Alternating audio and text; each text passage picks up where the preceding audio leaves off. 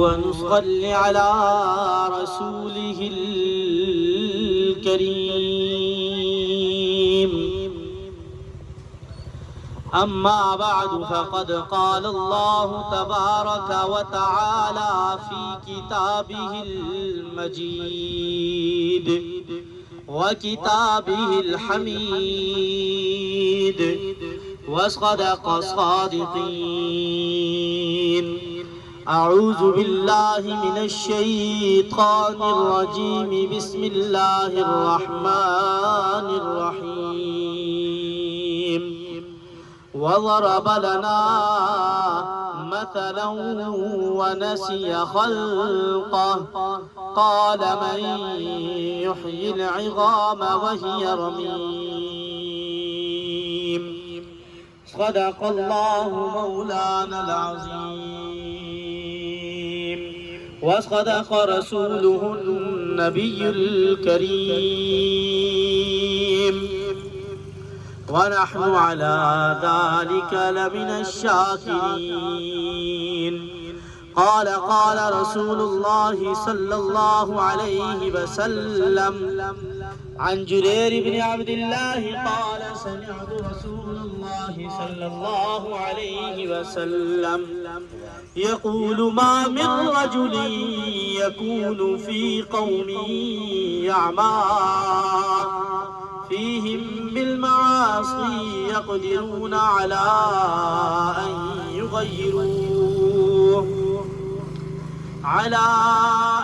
يغيروه إلا أصابهم الله بعقاب قبل أن يموتوا. میرے نہایت ہی واجب الاحترام ذی وقار ذی شان تمام معزز برادران اسلام، اللہ رب العزت مجھ فقیر کو حق بات کہنے اور آپ لوگوں کو حق بات سمجھنے کی توفیق عطا فرمائے. میرے علاقے کے معززین اور برادری کے وڈیرے بھی موجود ہوں گے جو اپنے قبیلوں کے اپنے گھروں کے سربراہ ہوں گے. تو میرے بھائیوں، میں نے جو آپ لوگوں کی خدمت میں ایک قرآن پاک کی آیت اور ایک حدیث پیش کی ہے جس عربی کی عبارت اس کا ترجمہ آپ لوگوں کی خدمت میں پیش کروں گا. اللہ رب العزت قرآن پاک میں فرما رہے ہیں وَضَرَبَ لَنَا مَثَلًا وَنَسِيَ خَلْقَهُ، اور بیان کی انسان نے ہمارے لیے مثال. انسان اللہ کے اوپر بھی مثالیں بیان کرتا ہے. انسان کی عادت ہے نا مثال دے کر بات کرنا. تو اللہ رب العزت اس آیت کریمہ کے اندر شکایت فرما رہے ہیں انسان کی بے جا جرت کی کہ دیکھو وہ خدا پر بھی فکر چسپاں کرتا ہے. انسان کی شکایت کر رہے ہیں وَضَرَبَ لَنَا مَثَلًا وَنَسِيَ خَلْقَهُ قَالَ مَن يُحْيِي الْعِظَامَ وَهِيَ رَمِيمٌ، کہ دیکھو انسان نے مثال بیان کی میرے لیے، اپنے رب کے لیے، کہ کون دوبارہ ان کھوکھری ہڈیوں کو زندہ کرے گا. کیا تم دیکھتے نہیں کہ اللہ رب العزت نے تمہیں ایک گندے پانی کے قطرے سے پیدا کیا ہے؟ وہ اتنی قدرت اور کمال والا ہے. ایک گندے پانی کے قطرے سے پیدا کرنے کے بعد وہ تمہیں موت دے گا تو کیا دوبارہ اس کے لیے پیدا کرنا مشکل ہے؟ بلکہ پہلی بار اگر انسانی تقاضے سے سوچا جائے تو پہلی بار پیدا کرنا مشکل ہے، دوسری مرتبہ کسی چیز کو بنانا مشکل نہیں ہے. اگر ایک چیز بنا لی جائے، انسان بھی اگر کسی چیز کو بنا لے، میں بھی ایک مثال دے رہا ہوں، تو دوسری مرتبہ بنانا مشکل نہیں ہے بلکہ پہلی مرتبہ انسانی ذہن کے تقاضے کے حساب سے بنانا مشکل ہے. لیکن اللہ کے لیے وہ بھی مشکل نہیں تھا انسان کو بنانا. کن، اللہ نے حکم دیا کہ ہو جا، فیکون، کائنات کو حکم دیا کہ ہو جا، سب ہو گیا. یہ درخت پیدا ہو گئے، یہ چرند و پرند پیدا ہو گئے، یہ آسمان و زمین، یہ زمین میں پانی، یہ اللہ کی تمام نعمتیں، یہ سب اللہ کے حکم سے، اللہ نے فرمایا ہو جا، ہو گئی۔ قیامت کے دن اللہ صرف حکم کریں گے کم باذن اللہ، کھڑے ہو جاؤ، سب کے سب کھڑے ہو جائیں گے۔ تو قرآن پاک کا ہم مطالعہ کریں کہ اللہ رب العزت قرآن پاک میں کیا فرما رہے ہیں۔ میں نے آپ لوگوں کی خدمت میں ایک حدیث پیش کی تھی، عن جریر بن عبداللہ قال سمعت رسول اللہ صلی اللہ علیہ وسلم يقول ما من رجل يكون في قوم يعمى فيهم بالمعاصي يقدرون على يغيروا عليه ولا يغيرون إلا أصابهم الله بعقاب قبل أن يموتوا۔ نبی کریم صلی اللہ علیہ وسلم کا ارشاد ہے کہ اگر کسی قوم و جماعت میں کوئی شخص کسی گناہ کا ارتکاب کرتا ہے اور وہ قوم وہ جماعت باوجود قدرت کے اس شخص کو اس گناہ سے نہیں روکتی تو مرنے سے پہلے دنیا ہی میں اللہ تعالیٰ کا عذاب ان پر مسلط ہو جاتا ہے۔ ایک چھوٹی سی مثال دوں گا، مثال کے بعد آگے اس حدیث کے اوپر تشریح بیان کروں گا۔ آپ اپنے علاقے کے اندر دیکھیں کیا ہو رہا ہے، ہمارے اوپر اللہ کے عذاب کیوں آ رہے ہیں۔ سردیوں میں کتنے لوگوں کی بکریاں مر گئی، فالج ہو گیا، ایک مہینے کے قریب سورج نہیں نکلا، یہ اللہ کا عذاب نہیں تھا۔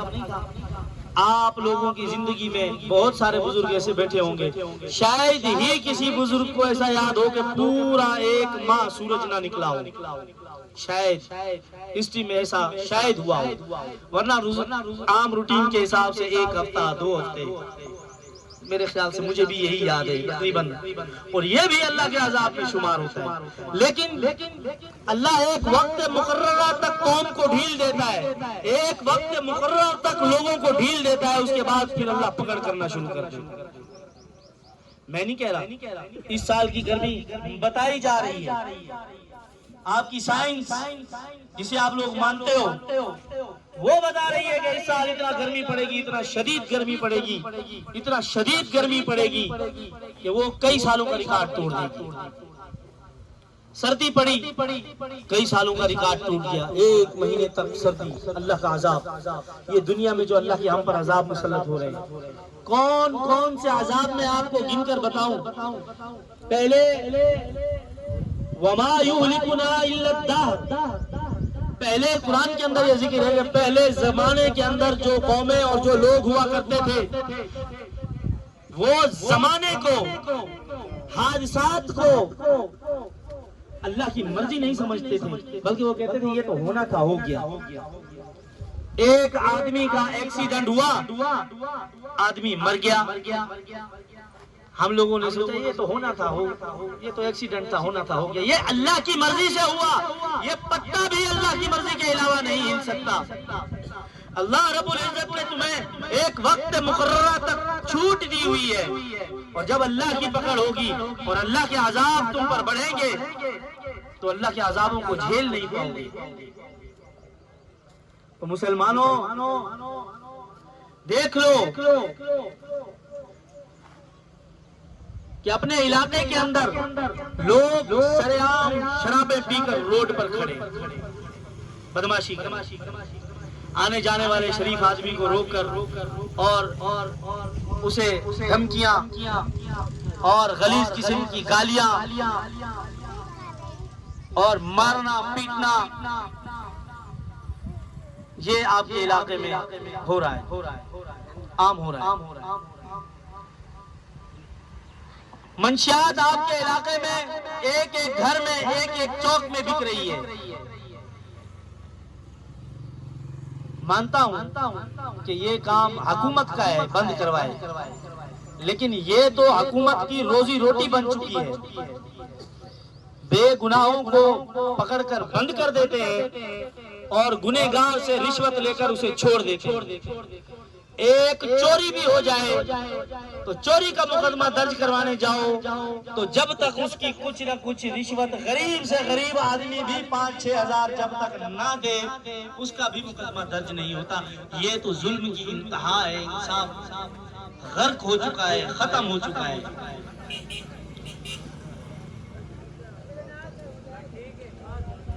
تو یہ سب اللہ کے عذاب جو ہم پر آ رہے ہیں یہ ہمارے گناہوں کے نتائج اور ہمارے گناہوں کی وجہ سے آ رہے ہیں.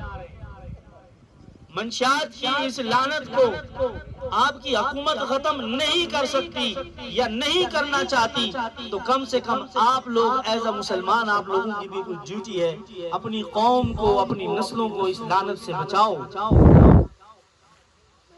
آپ کی قوم میں مرد ختم ہو چکے ہیں, عورتیں گھروں میں کام کرتی ہیں, مرد نشائی ہیں, کام نہیں کرتے, یا نشہ پی پی کر مر گئے. کوئی شراب پی پی کے مر گیا, کوئی ہیروئن پی پی کے مر گیا, کوئی چرس پی پی کے اس کا دماغ خشک ہو گیا.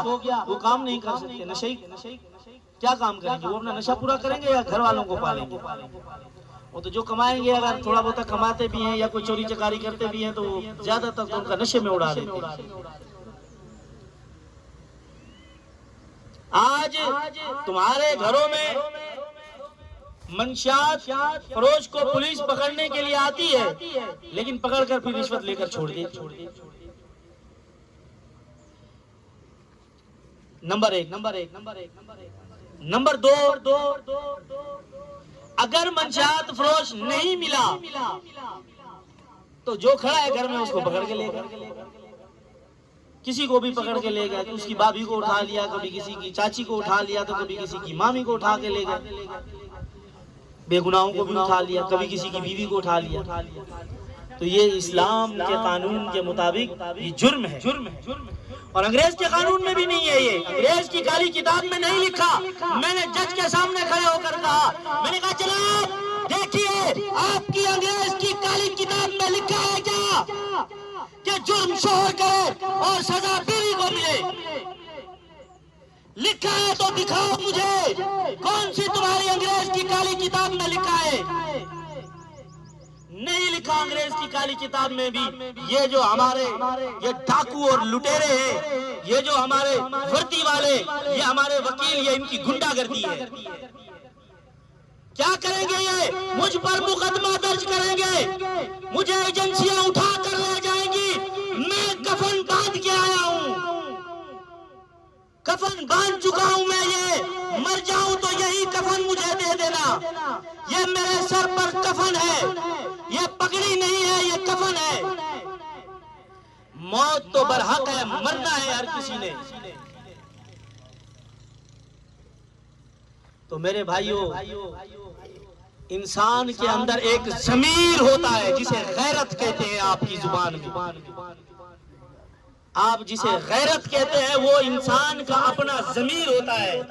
ایک علامہ صاحب کو میں سن رہا تھا کہ انسان کے اندر اللہ رب العزت میں 2 قسم کے معدے ڈالے ہیں. ایک کہ اسے اچھے اور برے کی بدبو آتی ہے اپنے اندر سے. ایک انسان اگر کوئی غلط کام کر رہا ہوتا ہے یا کرتا ہے تو اسے محسوس ہوتا ہے کہ میں نے یہ غلط کام کیا ہے, اسے وہ بدبو آتی ہے. اور کوئی اچھا کام کرتا ہے تو اسے خوشبو آتی ہے. اور جب اللہ رب العزت اس کے اندر سے وہ معدہ ہی نکال لے, وہ بدبو اور خوشبو کا, تو وہ پھر انسان نہیں, وہ جانور کے برابر ہے. دیکھنے میں انسان ضرور ہے لیکن وہ جانور ہے. تو اپنی قوم کو, اپنے لوگوں کو باوقار بناؤ, اپنی قوم کے لیے سر اٹھاؤ. تکلیفیں ضرور آئیں گی, پریشانیاں ضرور آئیں گی, اسی کو جہاد کہتے ہیں. جد و جہد کرو, حق اور سچ کے لیے آواز اٹھاؤ, اللہ کے دین کو غالب کرنے کے لیے آواز اٹھاؤ. سن لو, یہ جو تم اپنے آپ کو حسینی کہتے ہو, امام حسین کے راستے پر چل کر بعد میں اپنے آپ کو حسینی کہو. امام حسین علیہ السلام کا راستہ یہ نہیں تھا کہ کوئی شراب بیچے تو تم اس کی سپورٹ کرو. امام حسین کا راستہ یہ نہیں تھا کہ کوئی چرس بیچے تو تم اس کی سپورٹ کرو. امام حسین کا مشن یہ نہیں تھا کہ کوئی ہیروئن بیچے تو تم اس کی سپورٹ کرو. امام حسین کا راستہ یہ نہیں تھا کہ کوئی غلط کرے تو اسے روکو مت, بلکہ امام حسین کا مشن یہ تھا کہ امر بالمعروف و نہی عن المنکر، قرآن میں بھی اللہ کا حکم ہے، کنتم خیر امت اخرجت للناس تأمرون بالمعروف وتنہون عن المنکر وتؤمنون باللہ۔ اے امت محمدیہ، تم افضل امت ہو، تم لوگوں کے نفع رسانی کے لیے بھیجے گئے ہو، تم لوگوں کو بھلی باتوں کا حکم کرتے ہو اور بری باتوں سے منع کرتے ہو اور اللہ پر ایمان رکھتے ہو۔ جیسے نماز فرض ہے، اسی طرح اس منشیات کی لعنت کو روکنا، اس برائی کو روکنا، یہ امر بالمعروف والنہی عن المنکر کا درجہ ہے۔ بھلے وہ کوئی ڈاکو ہو، بھلے وہ کوئی ظالم ہو، بتاؤ مجھے، میں کھڑا ہو کر یہاں ڈکیتی مارتا ہوں، روکتا ہوں، لوٹتا ہوں، کیا تم لوگ مجھے لوٹنے دو گے؟ آواز ہی نہیں نکلی کسی کی، اس کا مطلب لوٹنے دو گے۔ تو میں ابھی سب سے پہلے آپ لوگوں کو لوٹنا شروع کر دیتا ہوں، اور کیا باہر کیا کسی کو لوٹوں۔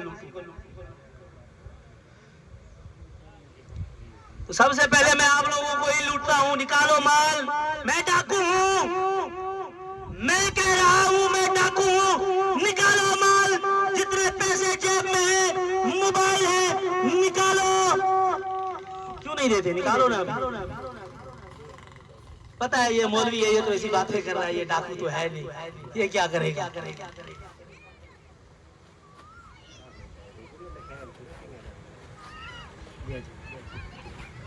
تو میرے بھائیو دوستو،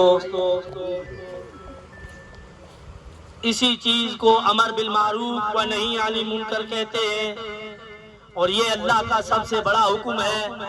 کوئی ظالم جابر، کوئی یزید، کوئی شمر یا کوئی یزید کا پیروکار، جسے روکنے کے لیے حضرت امام حسین علیہ السلام کا لشکر نکلا اور پھر ان کے ساتھ دھوکہ ہوا، مجھے بھی پتا ہے کہ میں نے یہ جو آواز اٹھائی ہے اس کے لیے مجھے روکا جائے گا، میرا مقابلہ کیا جائے گا، مجھ پر ظلم ہوں گے، ٹھیک ہے؟ اور جیسے لوگوں نے حضرت امام حسین علیہ السلام کا بھی ساتھ نہیں دیا تھا، تو میرا ساتھ بھی شاید ہی کچھ چند لوگ دیں گے، اور جو لوگ دیں گے تو وہ یہ سوچ لیں کہ قربانیاں دینی پڑیں گی، تکلیفیں اٹھانی پڑیں گی، شہادتیں بھی اور جیلیں بھی کاٹنی پڑیں گی۔ یہی مشن حسینی ہے۔ اگر تم حسینی ہو تو کھڑے ہو جاؤ، اپنی اپنی بستی میں، اپنے اپنے چوک پر اپنی قوم کو بچاؤ، روکو ان لانتیوں کو، یہ جو تمہارے آس پڑوس کے یہاں پر آتے ہیں اور ان کا کاروبار چل رہا ہے، منشیات پی کر، اور کبھی وہاں بیٹھے ہیں تو کبھی جو ہے رفیق جعفری صاحب کو کہہ رہے، واہ آج تو میں نے پی بڑا مزہ آیا، ایسا لگتا ہے میں ہواؤں میں ہوں، اور اس طرح کی چکنی چبیڑی باتیں کر کے آپ کے نوجوانوں کو، آپ کے بچوں کو اس لعنت میں اتار رہے ہیں۔ ان سے بچو اور ان کا یہ راستہ روکو۔ آج ہم اچھائی کے لیے آواز اٹھا رہے ہیں تو ہمارا راستہ روکا جا رہا ہے، اور یہ حدیث ہے۔ میں انشاءاللہ اگلے موضوع پر وہ حدیث ذہن نشین کر کے آؤں گا کہ ایک وقت لوگوں پر ایسا آئے گا کہ لوگ برائی کو برائی نہیں سمجھیں گے اور بھلائی کو بھلائی نہیں سمجھیں گے۔ یہ حدیث کا مفہوم بیان کر رہا ہوں۔ صحابہ نے پوچھا یا رسول اللہ کیا ایسا بھی ہوگا؟ اس نے کہا اس سے بھی بدتر ہوگا کہ بھلائی کو برائی اور برائی کو بھلائی سمجھیں گے۔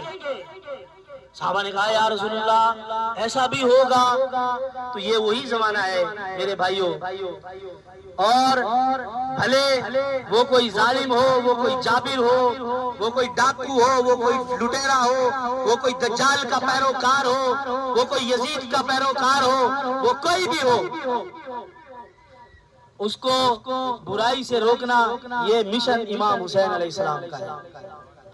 اور برائی کے خلاف کھڑے ہو جاؤ، برائی کو روکو۔ یہ جو آتے ہیں باہر سے منشیات پینے کے لیے، ان کو روکو، ان کو نہلاؤ، ان کو نہلا کے بھگاؤ، ان کی منشیات گرا دو۔ جس کے پاس زیادہ برآمد ہو اسے پولیس کے حوالے کر دو، لیکن پولیس نے ویسے کرنا کچھ نہیں ہے، لیکن چلو ایک تھوڑا سا اس کی منشیات بھی چلی جائے گی، جو وہ مال اس نے لیا ہوا ہے وہ پولیس کھا جائے گی۔ ڈاکو ہے نا وہ بھی ایک قسم کی وردی میں ڈاکو، وہ بھی منشیات چلی جائے گی، وہ کھا جائیں گے، ان کو تو انہوں نے ویسے چھوڑ دینا ہے۔ انصاف ہے نہیں، قانون کا ہے. میں ابھی چوری کرتا ہوں، چوری کر کے آپ لے چلو میرے کو تھانے میں، بولو اس نے چوری کی ہے، پکڑو اس کو، کوئی نہیں پکڑے گا. چھوڑو یار چوری کی ہے، جانے دو. اگلے کا نقصان ہو گیا. اسلام کہتا ہے اس کا ہاتھ کاٹو. ادھر پولیس صرف پکڑتی نہیں کہ اسے جو تھوڑی سی سزا دے دی جائے نصیحت کے مطابق. ویسے تو یہ اسلام کا قانون ہے نہیں، قید کی سزا اسلام کا قانون نہیں ہے، یہ انگریز کا قانون ہے. لہذا ہم سب باغی ہو چکے ہیں، سرکش ہو چکے ہیں. قرآن کہتا ہے منہم المؤمنون واکثرهم الفاسقون. مومن ہمیشہ تھوڑے اور فاسق زیادہ ہے، باغی سرکش جو خدا کے ساتھ اعلان جنگ کیے ہوئے ہیں. تو تم سب کے سب خدا کے ساتھ اعلان جنگ میں ہو، میدان جنگ میں خدا کے ساتھ. کیونکہ خدا کے حکموں کے مطابق تو نہیں چل رہے تم، یا تو انگریز کے حکم کے مطابق چل رہے ہو، یا اپنی من چاہی زندگی، اپنی خواہشات کے مطابق زندگی گزار رہے ہو. اللہ رب العزت ہمیں عمل کرنے کی توفیق عطا فرمائے. تو پہلے بھی میں کئی جگہ پر اعلان کر چکا ہوں اور تکلیفیں برداشت کرنے کے لیے میں تیار ہوں. آپ لوگ بھی عزم کریں ہاتھ اٹھا کر کہ ہم بھی انشاءاللہ اس لعنت کے خلاف کھڑے ہوں گے، آواز اٹھائیں گے اور تکلیفیں برداشت کریں گے، اور جو ہے اس لعنت کو اپنے علاقے سے ختم کر کے دم لیں گے. اور انشاءاللہ مشن خدمت خلق ہمارے رفیق جعفری صاحب، بھائی کوثر خان صاحب وڈیرا، سردار زاہد خان صاحب، یہ سب ہمارے ساتھ ہیں. بھائی اقبال صاحب، یہ تمام لوگ ہمارے اس مشن میں ہمارے ساتھ ہیں، اور انہوں نے کافی جدوجہد اور کوشش بھی کی ہے اور تکلیفیں بھی برداشت کی ہیں، الزام بھی سہے ہیں. اور اسی طرح انشاءاللہ آگے بھی ہمیں سپورٹ کرتے رہیں گے. اور آپ لوگ بھی انشاءاللہ ہماری جو میٹنگز ہوتی ہیں انہیں جوائن کریں. ہمارے جو مشن خدمت خلق کے جو فلاح انسانیت کے گروپس ہیں، واٹس ایپ گروپ، ان کو بھی جوائن کریں. اپنے نمبرز جو ہے وہ بھائی رفیق صاحب کو اور بھائی کوثر صاحب کو اپنے نمبر دیں، اور جو ہے نمبر سیو کروائیں، اور اپنے جو ہے ایڈ ہو ہمارے گروپس میں، اور زیادہ سے زیادہ منشیات کے خلاف حصہ لیں. جو جتنا کردار ادا کر سکتا ہے، ویڈیو بنائیں نشائیوں کی، انہیں نہلائیں، انہیں بھگائیں، ویڈیوز بنا کر بھیجیں. منشیات کس سے لے کر آ رہا ہے اس کی ویڈیو بنائیں، اس کی ایک جدوجہد جاری کریں. اور اگر آپ لوگ کہتے ہیں ایک نعرہ ہے علی حق ہے، تو علی والے ہیں تو پھر حق کے راستے پر چلیں. علی تو حق پر تھا لیکن ہم تو حق پر نہیں ہیں. اگر سچے دل سے علی والے ہیں، مولا علی علیہ السلام کو ماننے والے ہیں، تو پھر ان کے بتائے ہوئے راستے پر بھی تو چلے نا. من کنت مولا فہذا علی مولا. جس کا مولا محمد الرسول اللہ، اس کا مولا کون؟ علی مولا. تو علی کو ماننے والے اپنے ضمیر کو جگائیں اور مشن حسینی، مشن خدمت خلق، ہر خدمت خلق کے مشن کے اندر بڑھ چڑھ کر حصہ لے. اور سب سے پہلے آپ کوشش کریں انشاءاللہ اپنے علاقے سے اس منشیات کی لعنت کو ختم کرنے کے لیے بھرپور ہمارے ساتھ تعاون کریں. جزاک اللہ. السلام علیکم وآخر دعوانا الحمدللہ رب العالمین.